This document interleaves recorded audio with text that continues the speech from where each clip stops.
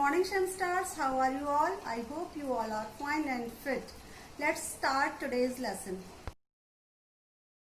Hello dear all. Today we are going to start a new chapter in grammar. That's name is simple present and present continuous tenses. Children, you can see two of the pictures here, and below that questions are written like what does the girl do? What is the boy doing? These both of questions are, first one is in simple present tense and another one is in present continuous tense. Some more examples are there. I keep the jug on the table. The baby sleeps in its cot. I cook dinner every Tuesday. She plays with her doll in the evening. These sentences talk about facts in the present. Sentences 3 and 4 talk about things that happen regularly. The verbs keep, sleeps, cook and plays are in the simple present tense. We often use time words like in the evening, every Tuesday, usually, always, every day with the present tense. So the simple present tense talks about an action that takes place in the present moment.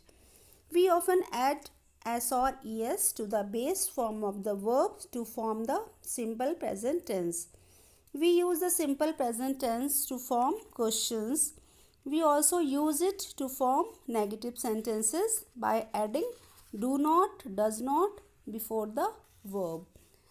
The table shows the forms of the simple present tense.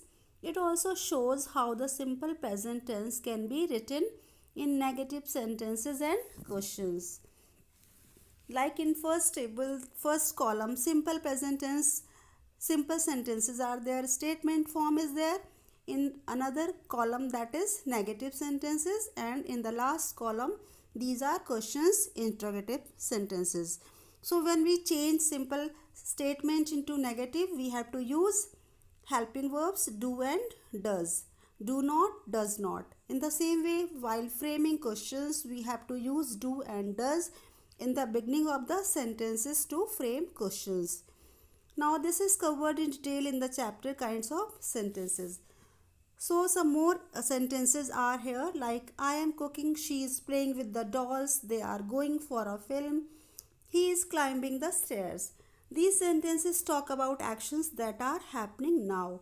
The verbs am cooking, is playing, are going and is climbing are in the present continuous tense. The present continuous tense tells us about an action that is going on at the time of speaking. We use ismr plus ing form of the verb to form the present continuous tense. Another table is given here.